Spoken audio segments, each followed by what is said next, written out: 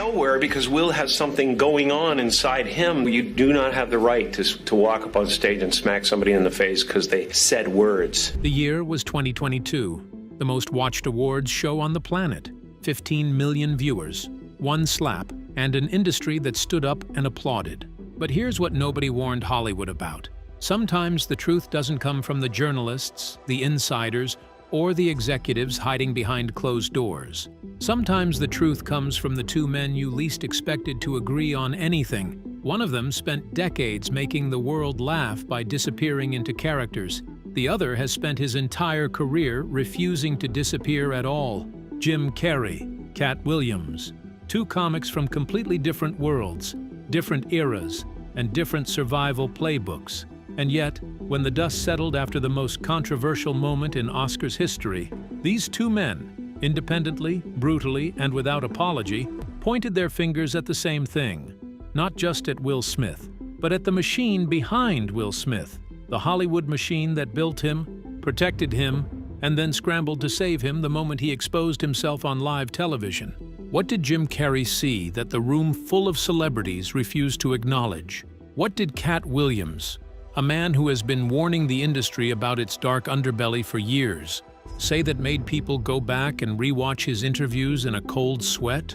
And why, when you line up their words side by side, does the picture become so much more disturbing than a single slap ever could? Stay with us, because this story goes deeper than the Oscars, deeper than Will Smith's career collapse. This is about who Hollywood truly protects and why, and what happens to the people who dare to say so out loud. The night that changed everything. To understand why Jim Carrey and Katt Williams' words hit so hard, you first have to go back to that stage. March 27, 2022, the 94th Academy Awards. Will Smith was riding the highest wave of his career. After decades of blockbusters, after years of cultivating one of the most carefully managed public images in Hollywood history, he was the frontrunner for Best Actor for his portrayal of Richard Williams in King Richard.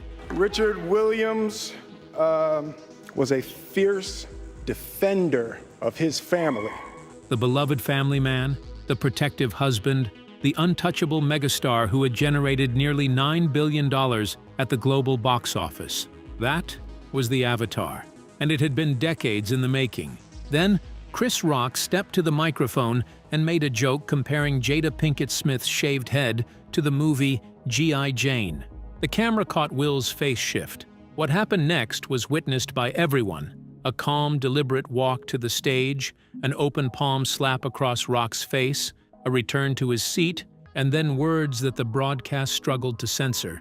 The audience froze. Some thought it was a bit, a rehearsed moment of celebrity theater, but it wasn't, and within seconds, the entire world knew it. Now ask yourself this: what do you do when one of Hollywood's biggest stars commits assault on live television in front of the entire planet? Apparently, you give him a standing ovation. That's exactly what happened. Will Smith won Best Actor that same night, and when he walked back to that stage, the same stage he had just assaulted a comedian on, most of that room rose to their feet. Not in protest, not in silence, in applause. That standing ovation, that single collective moment of Hollywood choosing to look away, that is what lit the fuse under Jim Carrey. And it's what gave Katt Williams' long-standing warnings about the industry a terrifying new context. Because the slap was one man's moment of weakness, rage, and ego. But the standing ovation? That was institutional. That was the whole system showing you exactly what it's made of. Jim Carrey breaks, the philosophical verdict. 3 days after the ceremony, Jim Carrey appeared on CBS Mornings, and the man known for elastic faces, boundless energy, and characters that absorbed entire rooms decided to do something he almost never does in a talk show format. He got serious, and he got specific. Jim said he was deeply disturbed, not by the slap itself, though he made his position on that crystal clear, but by the room's response to it. The standing ovation, he explained, represented Hollywood exposing itself as a place that had lost its... I was sickened. I was sickened by the standing ovation. I felt like Hollywood is just spineless. ...backbone entirely. The industry had, in one synchronized moment of applause, revealed that it does not hold powerful people accountable. It protects them. Think about that for a second. Here's Jim Carrey, a man who was literally the biggest comedy draw on the planet in the 1990s, who has walked away from multi-million-dollar deals, who has openly rejected the Hollywood validation machine in interview after interview, calling out his own industry for being spineless. That's not a press release. That's not PR management. That is a man with nothing left to lose telling you what he actually sees. And he went further. Jim made it known that if he had been in Chris Rock's position, he would have announced the very next morning that he was suing Will Smith for $200 million. Not for the money, for the principle. Because the footage, as he pointed out, would live forever. It would follow Rock everywhere. And because the message had to be sent that no one, regardless of how famous, how beloved, or how many box office billions they have generated, has the right to walk onto a stage and physically strike someone for saying words. But here's the part of Jim's analysis that most coverage missed, the part that cuts the deepest and is the most disturbing in its accuracy. Jim Carrey didn't just talk about Will Smith's behavior. He diagnosed it. He offered a theory about what actually happened in that moment, not just an angry husband reacting to a joke about his wife, but something far more psychologically complex. Jim described Will as someone who had spent 30 years creating and maintaining an avatar, a constructed identity, the family man, the protector, the beloved star, a perfectly engineered public character designed for consumption, for likability, for maximum commercial appeal. And here's the thing about an avatar. It requires constant protection. It needs validation to survive. When Chris Rock made that joke about Jada's shaved head, the joke didn't just land on Will the human being. It landed on Will the brand. The joke cracked the avatar. And when an identity built on 30 years of performance suddenly feels threatened, something primal takes over. Jim knows this intimately. He spent years talking publicly about his own awakening, his realization that Jim Carrey the character was a cage. In a viral 2017 interview, he talked about reaching a point where he understood that his public persona was entirely separate from whoever he actually was underneath it. He described reaching a moment of separation where he asked himself, "Who is Jim Carrey?" And the answer he arrived at was that the character was thin to begin with, that it barely existed. This is what Jim saw in Will, a man so consumed by his avatar that when the avatar was punctured in front of 15 million viewers, he didn't have any tools left to handle it. No off switch. No separation between the real and the performed, just pure defensive instinct. Now here's the question you need to sit with. If an actor as self-aware and spiritually evolved as Jim Carrey sees a trapped man in Will Smith, what does that say about the industry that created the trap in the first place? Katt Williams and the industry's dark patterns. If Jim Carrey represented the philosophical lens on Will Smith's collapse, then Katt Williams represents something altogether more dangerous to the people in power. A man who has been consistent. For years, long before the slap, long before the public reckoning with Hollywood's protection networks, Katt Williams was saying things that made industry insiders deeply uncomfortable. One of those persons turned out to be Ludacris, and the other person turned out to be Katt Williams. He talked about control, about who gets to succeed and who gets suppressed, about the way certain narratives get managed, certain people get protected, and certain voices get dismissed as unstable or difficult when they dare to name what they are seeing. And here is the critical thing about Katt Williams's perspective that most people still underestimate. This is not someone ranting from the fringes. This is one of the most gifted stand-up comedians alive. A man with an extraordinary career built on observational precision and a refusal to sanitize the truth for comfortable audiences. When Katt talks about the entertainment industry, he is not theorizing. He is reporting. In his now legendary interview on Club Shay Shay with Shannon Sharpe, an interview that sent the internet into a genuine spiral, Katt laid out in extraordinary detail his view of how the industry works, who gets built up, who gets torn down, the unspoken contracts that come with certain levels of fame and institutional backing, the price tag attached to protection, the deals, financial, creative, personal, that certain performers allegedly make in exchange for access to the highest levels of entertainment stardom.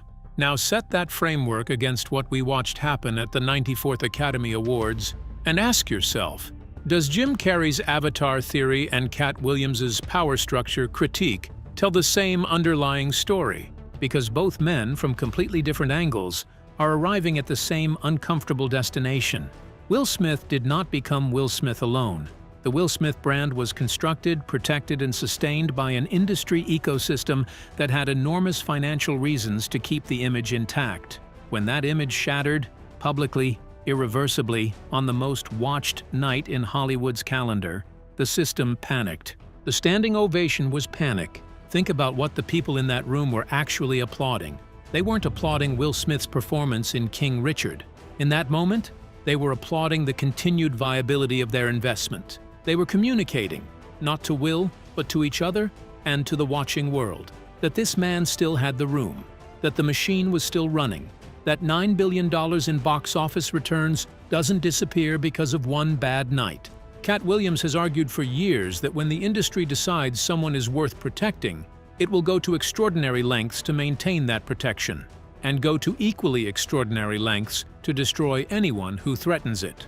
Janet Hubert found this out the hard way when she had her contract dispute with Will Smith on The Fresh Prince of Bel-Air in the early 1990s. She was branded difficult, blacklisted. Her career never recovered. Will's continued to ascend. The industry chose, and it chose again on Oscar night. It just chose out loud this time. The double standard, who Hollywood actually protects. Let's talk about the double standard, because this is where Jim Carrey and Katt Williams' critiques connect in the most concrete and undeniable way. After the slap, a familiar question started circulating. What would have happened if this had been a lesser-known actor? What if it hadn't been Will Smith? The answer is obvious, and it's brutal. Because Will has something going on inside him that's frustrated, and I wish him the best. I really do. I don't.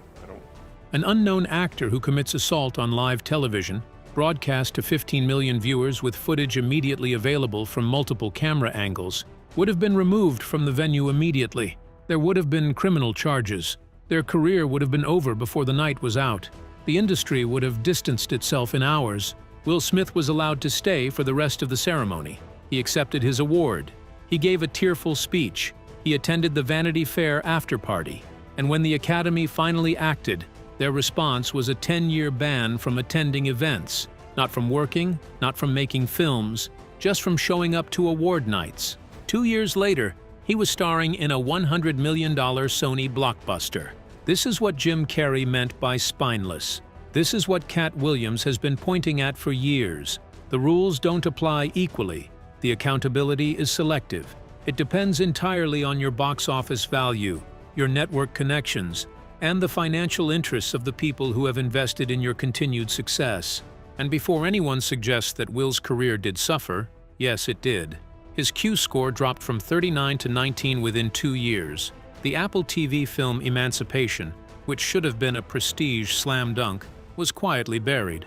Netflix paused a greenlit project. Studios adopted a wait-and-see approach. But here's the thing.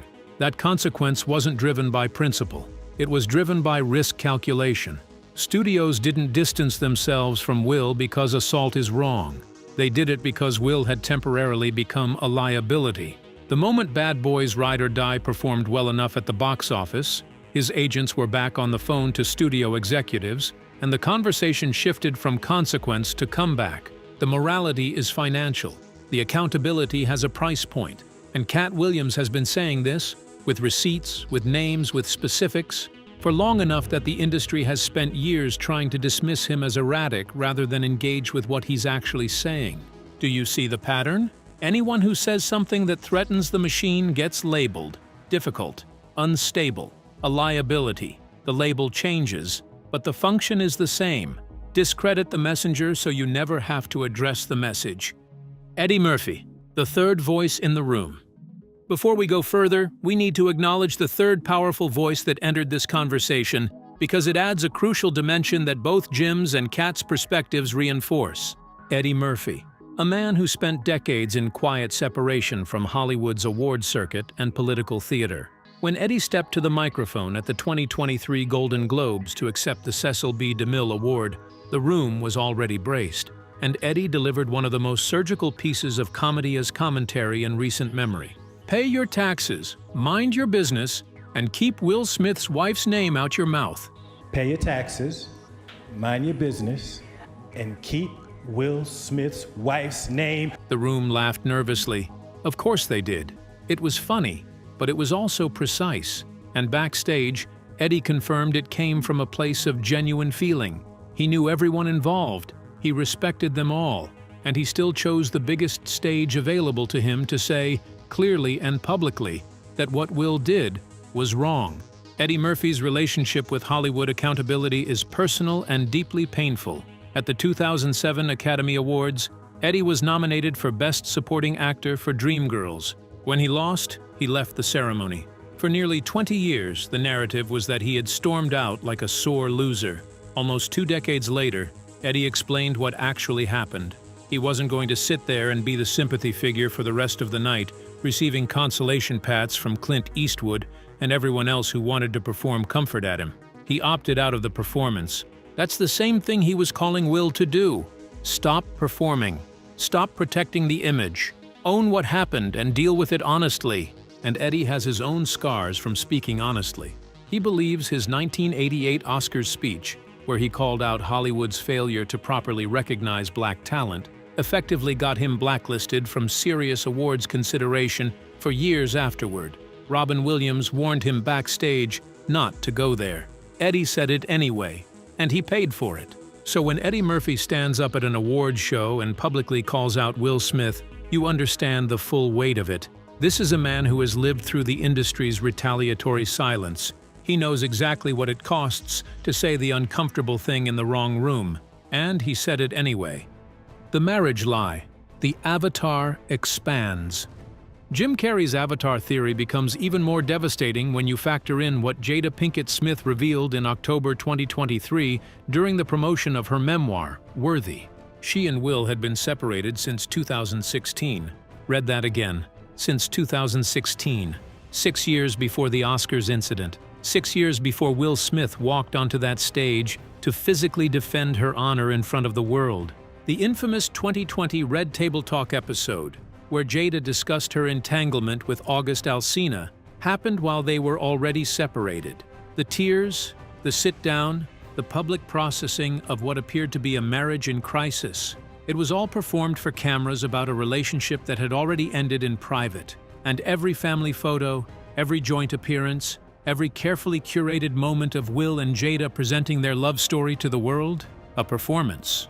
And then 2022 arrived, the Oscars, the joke about Jada's shaved head, and Will, who in any authentic version of his life would have been processing the fact that his marriage had effectively been over for 6 years, chose to walk onto a stage and assault someone in the name of protecting a woman whose primary role in his life at that point was as a feature of his public image. Uh-oh, Richard! Oh, wow! Katt Williams has talked at length about the way Hollywood relationships and marriages can become part of the brand machinery, how the performance of domesticity, the performance of love and family and stability serves a function for certain types of celebrity image. The beloved family man is a character. It's commercially valuable. It makes you approachable. It makes you safe. It makes you the kind of star that brands want, and studios back and audiences project their own aspirations onto. Will and Jada's relationship was, for a very long time, a pillar of his brand identity. And when that pillar was publicly wobbled by a joke at the Oscars, the avatar didn't calculate rationally. It just defended. Jada herself, speaking to the Today Show, said she was confused, that it was out of character, that she didn't know what was happening. Whether you take that at face value or not, the public record now shows a picture of a man so thoroughly merged with a performed identity that he was defending a marriage that no longer existed in the way the world believed it did. Jim Carrey's avatar theory wasn't just insightful, it was prophetic. Chris Rock, the human being in the crossfire. Somewhere in the middle of all the Hollywood power analysis and philosophical breakdowns, there's a human being who got hit. Chris Rock. Nearly a year after the slap, Rock released his Netflix special Selective Outrage, filmed live at the Hippodrome Theater in Baltimore. And for the first time, he spoke at length and without restraint about what happened and what it did to him. He didn't perform victimhood. In fact, he explicitly rejected the framing. "I'm not a victim," he said. "You will never see me crying on Oprah. but he also didn't pretend the impact wasn't real. He still had ringing in his ears. The physical and emotional weight of what happened on that stage didn't disappear because he kept working. He went back to work the next day. He continued touring globally. He did not press charges, but the wound was there. What selective outrage did, beyond the catharsis of comedy, was reframe the entire incident from Rock's perspective. He dismissed the idea that the slap was about a husband defending his wife. He named the real source of Will's selective outrage, the unresolved humiliation Will had experienced as a result of the public entanglement revelation and everything surrounding his marriage. The joke about Jada's hair wasn't what broke Will. It was the final crack in a dam that had been straining for years. Rock also revealed something that speaks directly to the question of industry protection and unspoken rules. He tried to reach out to Will after the incident to offer condolences. Will Smith never returned the call. Think about what that says. Not about Will as a person necessarily, but about the state someone has to be in when they cannot even respond to an outstretched hand from the man they publicly assaulted. Whether through shame, through the advice of his legal team, through the fog of whatever crisis was unfolding privately, Will Smith was unreachable, locked inside the consequence of the Avatar's collapse. Rock's special also did something else important. It gave the audience permission to hold two thoughts simultaneously, to acknowledge that the joke landed badly on Jada's alopecia, and to be absolutely clear that regardless of the content of words, nobody has the right to physically assault someone on a stage, or anywhere. Words are not violence. A slap on the face is violence. That line, as Rock himself would note during later tour appearances alongside Kevin Hart, should not need to be complicated. The lawsuit, another layer of darkness. Just when Hollywood thought the story had reached its final chapter, Bad Boys performed, the comeback narrative was tentatively being written, another storm arrived. In 2025, violinist Brian King Joseph filed a lawsuit against Will Smith in Los Angeles County Superior Court. The allegations were serious and deeply disturbing. Joseph, who had been hired to perform on Will's Based on a True Story 2025 tour, claimed he was fired in retaliation after reporting a deeply alarming incident that occurred while on tour in Las Vegas. According to the lawsuit, Joseph returned to his hotel room to find it had been entered without his consent. Inside were items he did not recognize: wipes, a beer bottle, a backpack, a bottle of HIV medication, and hospital discharge paperwork bearing another person's name. There was also a handwritten note addressed directly to him, apparently written by whoever had entered the room, suggesting a private encounter and implying they planned to return. Joseph was alarmed. He contacted hotel security. He photographed the items. He notified tour management and reported the incident through proper channels, including local law enforcement. Hotel security told him there were no signs of forced entry, and that the only people who should have had access to his room were members of the management team handling accommodations. Rather than investigate the incident seriously, tour management, according to the lawsuit, dismissed Joseph's concerns and accused him of fabricating the story. Shortly after reporting what happened, he was terminated. He was told the production was moving in a different direction. A replacement violinist was hired almost immediately. The lawsuit further alleges that Will was directly involved in the decision to fire Joseph, and that Joseph had been deliberately groomed and psychologically primed by patterns of behavior during the tour, though the filing does not allege specific acts beyond the Las Vegas incident. Joseph subsequently shared a video on Instagram describing what happened in general terms, careful not to name Will directly given the active legal proceedings, but describing the opportunity he had been given, the pride he felt at working with someone described only as huge in the industry, and the devastating way it had ended. Will Smith's legal team has categorically denied every allegation. His attorney described the claims as false, baseless, and reckless, and promised aggressive legal action in response. The case is ongoing.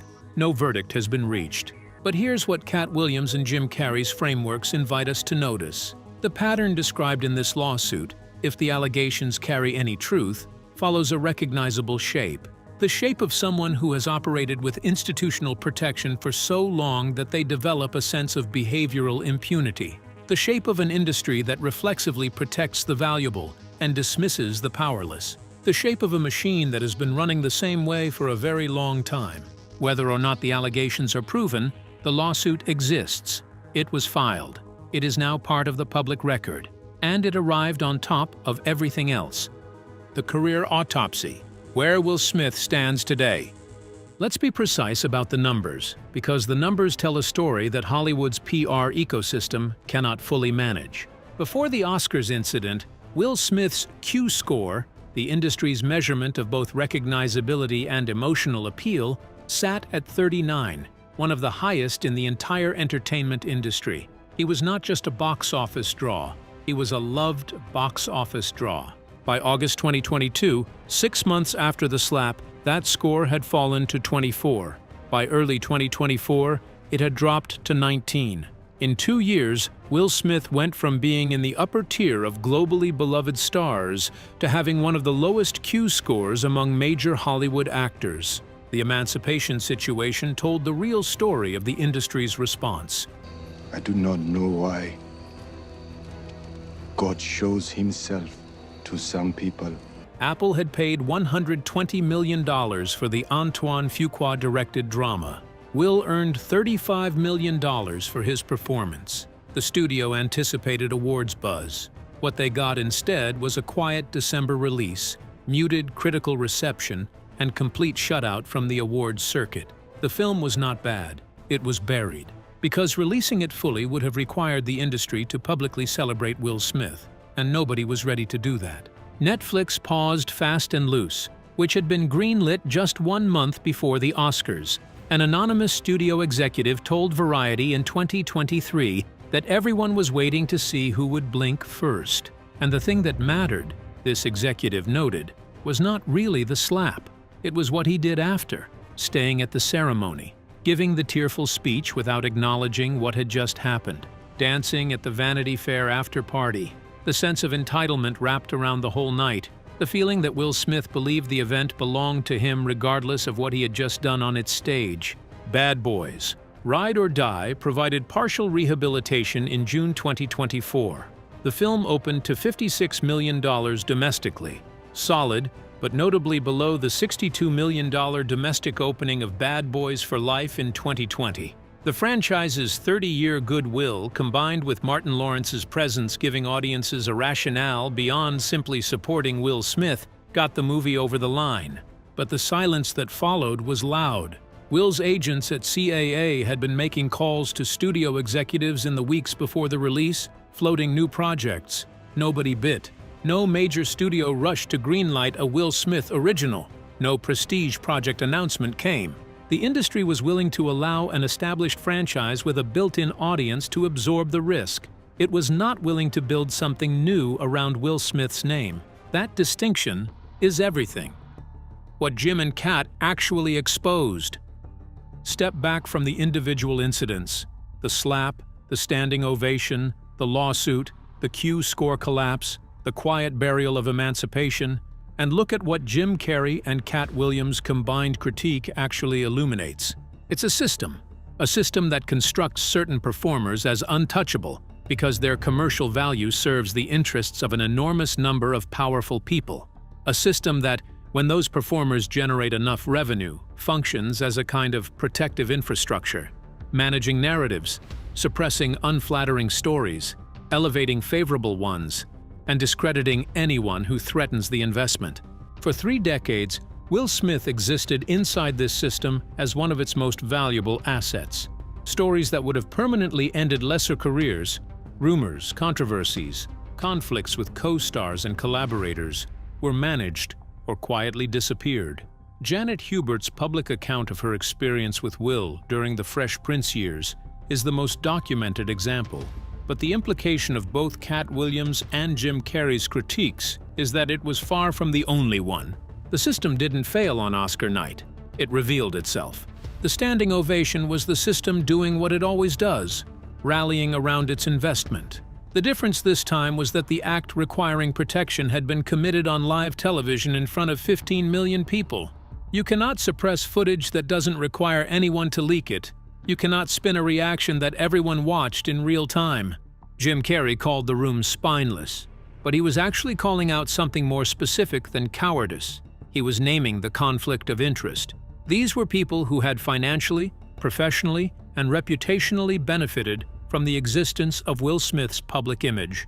Holding him fully accountable meant acknowledging that their applause had been wrong, that their celebration of him had overlooked something important, that the machine they all participated in had failed in a very visible and public way.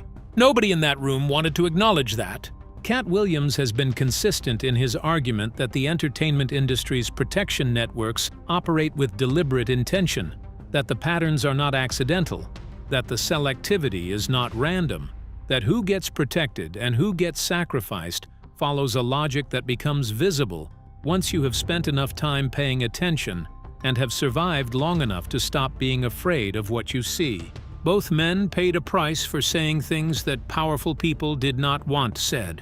Jim Carrey walked away from Hollywood's machinery repeatedly, at the cost of tens of millions of dollars in deal valuations.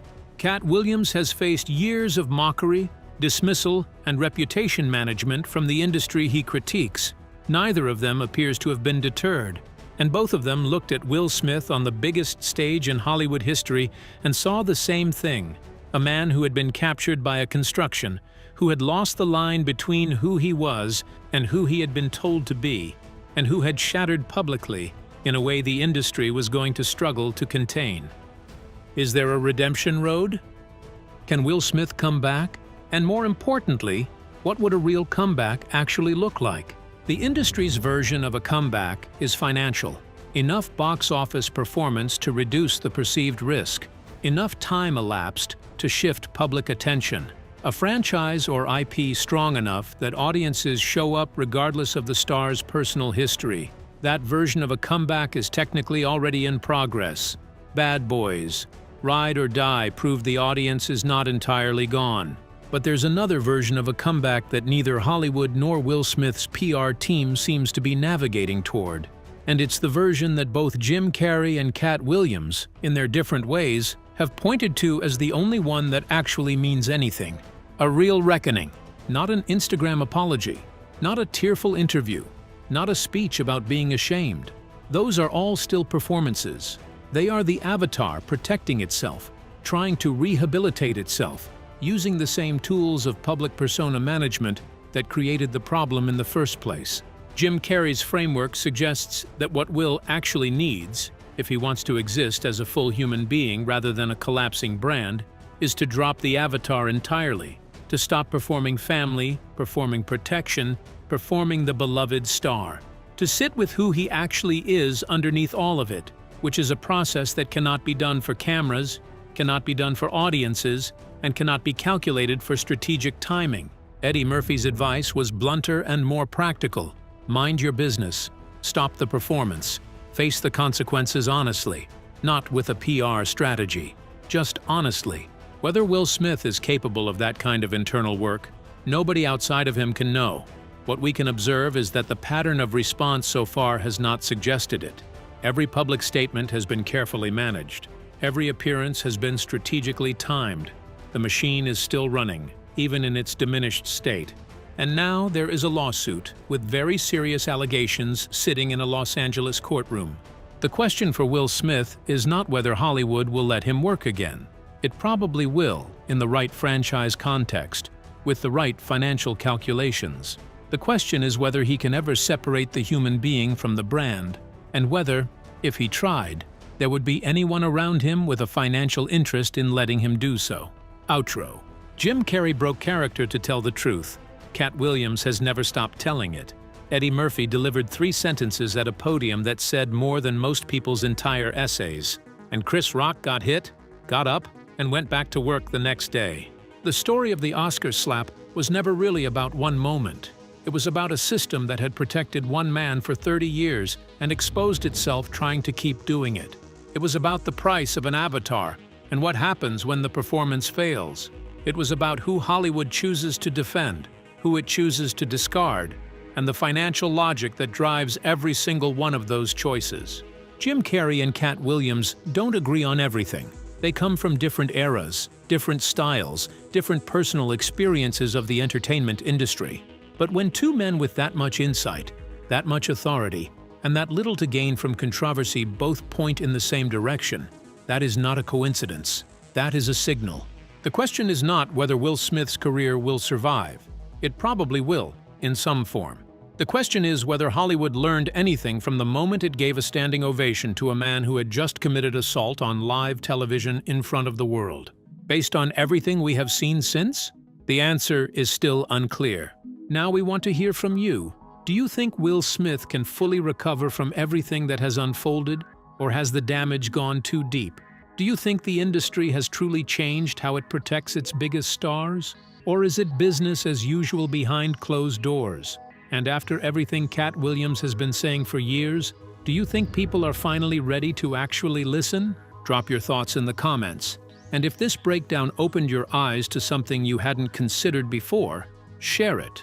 Because the conversation Jim Carrey and Katt Williams started deserves to keep going.